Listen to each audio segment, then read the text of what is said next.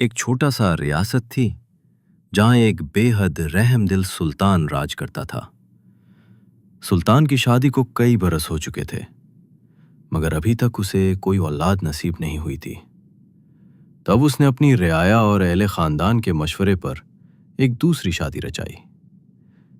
निकाह के 2 बरस बाद अल्लाह की इनायत से सुल्तान की दूसरी बेगम से एक बेटी की पैदाइश हुई। वो बेटी हद दर्जे की खूबसूरत थी और उसे शहजादी जोया के नाम से जाना जाने लगा। सुल्तान और उसकी दूसरी अहलिया अपनी बेटी के साथ बेहद मसरूर थे। रियासत में बड़े धूमधाम से जश्न मनाया गया, क्योंकि बरसों के बाद सुल्तान के शाही घराने में एक नन्ही जान का आगमन हुआ था। सुल्तान ने बड़े प्यार से अपनी बेटी का नाम जोया रखा। वक्त के साथ सुल्तान अपनी दूसरी बेगम से हद से ज्यादा उल्फत करने लगा, मगर सुल्तान की पहली मलिका को यह सब देखकर ईर्ष्या होने लगी और वो अपनी सौतेली बेटी से हसद महसूस करने लगी।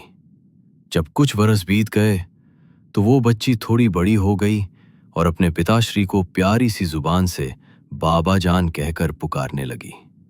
सुल्तान की पहली बेगम पूरी तरह से उसकी दुश्मन बन चुकी थी। उसके जहन में अब हमेशा यही ख्याल आता था कि इस बच्ची को कैसे अपने रास्ते से हटा दिया जाए, क्योंकि उसे लगता था कि इस बच्ची की वजह से उसका शौहर उससे कम मोहब्बत करने लगा है और वो अपनी दूसरी अहलिया से ज्यादा उल्फत करता है। एक रोज जोया की मां शाही काम से सुल्तान के साथ शहर गई हुई थी। इस दौरान वो छोटी बच्ची महल में अकेली थी। सुल्तान की पहली बेगम ने जोया को अपनी आगोश में उठाया और चुपके से जंगल की जानिब बढ़ने लगी। उसके मन में यह विचार आ रहा था कि अब मैं इस बच्ची को जंगल में छोड़ आऊंगी और किसी को भी पता नहीं चलेगा कि बच्ची महल से कहां गायब हो गई। जंगल में इसे वहशी जानवर खा जाएंगे और फिर मेरा शौहर मुझे पहले जैसा मोहब्बत करेगा। वो महल से काफी दूर चली गई और कुछ घंटों बाद एक सुनसान दश्त में पहुंच गई। वहां उसने बच्ची को फेंक दिया और फिर वापस महल लौट आई। जब जोया की सौतेली मां उसे जंगल में फेंक दिया तो वो मासूम बच्ची अपनी दोनों छोटे छोटे पैरों से जंगल में इधर उधर रोते हुए घूमने लगी। बंदरिया ने कई दिनों तक इस बच्ची का ख्याल रखा। उसे हर चीज का ध्यान रखा जैसे कोई माँ अपनी संतान का रखती है। एक रोज एक पीर और मुर्शिद उसी रास्ते से भ्रमण कर रहे थे। तभी पीर और मुर्शिद की नजर पड़ी कि जंगल में एक बंदरिया के हाथ में इंसान की बच्ची है। यह देखकर पीर और मुर्शिद को बड़ी हैरानी हुई। कुछ देर गौर व फिक्र करने के बाद पीर और मुर्शिद ने तुरंत ही बच्ची को बंदरिया से लिया और अपने आश्रम में ले आए, जो कि इसी जंगल में था। धीरे धीरे पीर और मुर्शिद ने भी बच्ची का ख्याल रखना शुरू कर दिया। जैसे बंदरिया ने उसे माँ की तरह प्यार किया था, अब वही स्नेह उसे पीर और मुर्शिद से भी मिलने लगा। वो बच्ची और बंदरिया दोनों आश्रम में रहने लगे। बच्ची पीर और मुर्शिद के आश्रम से बाहर निकलकर बंदरिया और उसके बच्चों के साथ खेलती रहती थी। बंदरिया भी उसे सुबह शाम बहुत प्यार से देखभाल करती। वो जंगल से मीठे फल लाकर उसे खिलाती। धीरे धीरे वक्त बीतता गया और वो बच्ची 6 साल से ज्यादा बड़ी हो चुकी थी। बच्ची पीर और मुर्शिद को बाबा कहकर पुकारने लगी और इस छोटी सी बच्ची ने इस बंदरिया को ही अपनी मां मान लिया था, क्योंकि वो बचपन से उसी के साथ पली बड़ी थी और उसे ही अपनी मां समझती थी। कुछ सालों बाद वो लड़की 16 साल की हो गई थी। पीर और मुर्शिद ने इस बच्ची का नाम आराध्या रखा था। अब आराध्या पहले से कहीं ज्यादा खूबसूरत हो चुकी थी। उसके चेहरे पर एक दिव्यता और मासूमियत थी जो किसी को भी मोह ले। उसने कभी भी जंगल से बाहर कदम नहीं रखा था। जंगल ही उसका संसार बन गया था। जंगल के सारे जानवर उसे माँ की तरह पालने वाली बंदरिया और उसकी 2 संतानें, जिनके साथ आराध्या बचपन से रही थी, उसे अब अपने बहन और माँ की तरह प्रेम करने लगे थे। वे सब मिलकर एक खुशहाल परिवार की तरह रहते थे। एक रोज पीर और मुर्शिद ने आराध्या को अपने पास बुलाकर कहा, बेटी, मुझे किसी अहम काम से चंद्रपुर राज्य जाना है, क्योंकि वहां के सुल्तान ने मुझे तलब किया है। मैंने तुम्हारे लिए इस आश्रम में हर जरूरी चीज का इंतजाम कर दिया है। तुम्हें किसी भी चीज के लिए बाहर जाने की जरूरत नहीं पड़ेगी। ये बंदरिया हमेशा तुम्हारे साथ रहेगी और इसके दोनों बच्चे तुम्हारी पूरी हिफाजत करेंगे। आराध्या ने श्रद्धा और चिंता से पीर और मुर्शिद की बात सुनी, लेकिन जैसे ही उन्हें जब आराध्या बंदर के बच्चे को छड़ी से मारा तो उसे गुस्सा आ गया और उसने पास रखे पानी उठाकर पूरे खाने की बर्तन में डाल दिया। ये देख आराध्या का मन विचलित हो गया और वो पूरा दिन कुछ नहीं खाई। बंदरिया और उसके बच्चे भी कुछ नहीं खाए। अब बंदरिया का बच्चा अपनी गलती पर पछताते हुए सोचने लगा, काश ऐसा नहीं किया होता, मेरी वजह से हम सभी को भूखा रहना पड़ रहा है।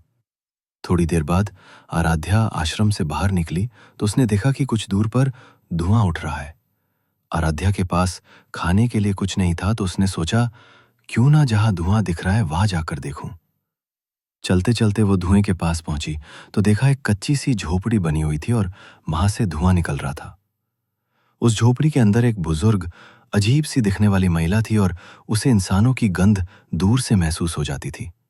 महिला और उसका बेटा इंसानों को मारकर उन्हें चूल्हे में पकाकर खा जाते थे। आराध्या को आते देख महिला के मुंह में पानी आ गया। वो सोचने लगी, अगर मेरा बेटा यहाँ होता तो इसे पकाकर अच्छे से खा सकते थे, क्योंकि ये दोनों ही आदमखोर थे और अब उन्हें एक और इंसान खाने का मौका मिल गया था। बुजुर्ग महिला ने एक चाल चली और मन ही मन सोची कि अपने बेटे के आने तक इस बच्ची को अपने पास बहला फुसलाकर रखती हूं। फिर उसने मुस्कुराते हुए आराध्या से कहा, आओ बेटी, कैसे आना हुआ? तुम कहाँ रहती हो? कौन हो? आराध्या ने जवाब दिया, अपने बाबा पीरो मुर्शिद की बेटी हूं। बहुत नेक आदमी है वो।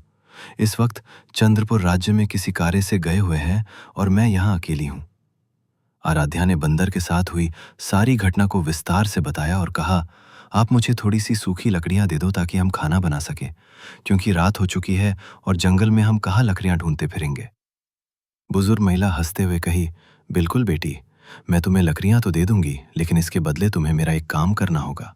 मैं काफी बूढ़ी हो चुकी हूं और यहाँ अकेली रहती हूँ। मुझसे अब ज्यादा काम नहीं हो पाता। मेरा एक बेटा भी है जो बाहर गया हुआ है और अभी वापस आने वाला है। उसे भूख लगी होगी। वहां कोने में गेहूं रखा हुआ है और बगल में चक्की भी है। तुम्हें सिर्फ यही करना है कि चक्की में गेहूं को पीसकर उसे आटा बना देना है। बुजुर्ग महिला के कहने पर आराध्या ने गेहूं को पीस लिया और बुजुर्ग महिला से बोली, माँ जी, मैंने आटा पूरी तरह से पीस ली है। अब आराध्या घड़ा लेकर पास की नदी से पानी लाने चल जाती है। आराध्या नदी से पानी लेकर आई और उस महिला से बोली, माँ जी, अब मुझे सच में घर जाना है, बहुत देर हो चुकी है। आप मुझे लकड़ी दें या ना दें, क्योंकि मेरे बाबा भी वापस आ सकते हैं जो किसी काम से पड़ोसी राज्य गए थे।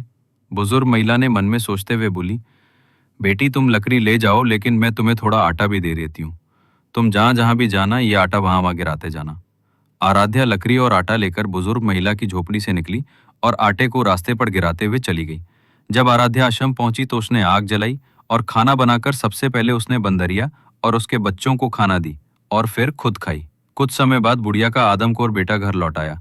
जैसे ही वो घर आया, बुढ़िया ने उसे डांटते हुए बोली, तुम कहाँ चले गए थे? तुम्हें इतनी देर क्यों लगी? इतना अच्छा शिकार हमारे घर पर आया था और वो हमारे हाथ से निकल गया। लेकिन एक तरीका है जिससे वो शिकार हमें फिर से मिल सकता है। जहां जहां तुम आटा गिरा हुआ देखोगे उसी रास्ते से तुम चलते जाना, तुम्हें वही शिकार मिलेगा। बुजुर्ग महिला की बात सुनकर आदमखोर बेटा आटे के पीछे पीछे चलने लगा। कुछ दूर वो आदमखोर आदमी चला और फिर उसे सामने पीरो मुर्शिद का आश्रम दिखाई दिया। वो आदमी वहां पहुंचा और जोर जोर से दरवाजे को पीटते हुए बोला, बेटी, दरवाजा खोलो, मैं तुम्हारा बाबा हूँ। देखो, मैं सुल्तान के यहाँ से तुम्हारे लिए बहुत सारे खिलौने लेकर आया हूँ। जल्दी दरवाजा खोलो। आराध्या गहरी नींद में सो रही थी और उसे दरवाजे की खटखट की आवाज बिल्कुल भी नहीं आई। जब आराध्या दरवाजा नहीं खोली तो आदमखोर आदमी को बहुत गुस्सा आया। उसने दरवाजे को तोड़ने की भी कोशिश की, लेकिन यह आश्रम का दरवाजा बहुत मजबूत था, जिसे पीरो मुर्शिद ने एक अद्भुत तरीके से बनाया था। वो आदमखोर आदमी दरवाजे को तोड़ने के लिए कई बार कोशिश करता रहा, लेकिन अंत में वो अपनी कोशिशों में नाकाम रहा और उसके हाथों में चोट लग गई, जिससे खून निकल आया। नाकाम होकर वो वापस अपनी झोपड़ी की ओर लौट गया। सुबह जब आराध्या की नींद खुली और उसने दरवाजे पर खून देखा तो उसे समझ में आ गया कि कुछ गलत हुआ है। आदमखोर का खून दरवाजे पर था और वो खून आराध्या के हाथ में लग गया। उस खून में जहर था जो आराध्या के शरीर में फैल गया। वो बेहोश होकर वहीं आश्रम में गिर पड़ी। बंदरिया और उसके बच्चे बहुत परेशान हो गए और रोने लगे। बंदरिया ने बहुत कोशिश की आराध्या को उठाने की, लेकिन आराध्या नहीं उठी। इसी बीच घोड़े पर सवार होकर कुछ लोग गुजर रहे थे, जिनकी नजर आश्रम पर पड़ी। ये लोग कोई और नहीं बल्कि एक राज्य के शहजादा और उसके सिपाही थे। जो जंग जब आद्या को होश आया तो शहजादे ने उससे पूछा, तुम कौन हो, यहाँ कब से रह रही हो, तुम्हारे माँ बाप कहाँ हैं? आद्या बोली, मैं यहाँ अपने बाबा के साथ रहती हूँ जो एक तपस्वी है, और ये बंदरिया जिसने मुझे बचपन से पाला है वो मेरी माँ के समान है। ये जो छोटे छोटे बंदर है ये मेरे भाई हैं। ये सुन शहजादे बोला, तुम बहुत खूबसूरत हो, तुम कहो तो मैं तुम्हें अपने महल ले चलूं, तुम्हारी इस बंदरिया के लिए भी एक छोटा सा घर बनवा दूंगा जहाँ वो रहेगी। तुम्हारे बाबा आएंगे तो उनके लिए भी मैं महल में इंतजाम कर दूंगा, क्योंकि एक लड़की का जंगल में इस तरह से अकेले रहना सही नहीं है। अगर आज हम नहीं आते तो तुम बच भी नहीं पाती। और आद्या को शहजादे की बात सही लगी और वो मान गई। शहजादे आद्या के साथ बंदरिया और उसके बच्चे को अपने महल ले गया। जब सभी महल पहुंचे तब शहजादे की माँ बोली, बेटा तुम इस लड़की को महल लेकर क्यों आए हो? तुम्हारा इसके साथ क्या रिश्ता है? लोग कई तरह की बात करेंगे और हमारी बदनामी होगी, तो इससे अच्छा है कि तुम इस लड़की से निकाह कर लो और इसकी हिफाजत भी हो जाएगी। माँ की बातें सुन युवराज की सोच समझ के आद्या से शादी कर लिया। लेकिन युवराज की पहले से एक अहलिया पत्नी थी। युवराज को अपनी पहली अहलिया से ज्यादा आद्या से मोहब्बत हो चुकी थी। युवराज ने आद्या के लिए 2 दासियां भी रखे थे, जिनमें एक दासी का नाम अफसाना था। अफसाना एक रोज आर्या से बोली, बेटी तुम अपनी सौतन से थोड़ा संभल कर रहना, क्योंकि वो सही नहीं है, तुम्हें उससे खतरा हो सकता है। आद्या बोली, माँ ऐसा नहीं सोचते, ये गलत बात है।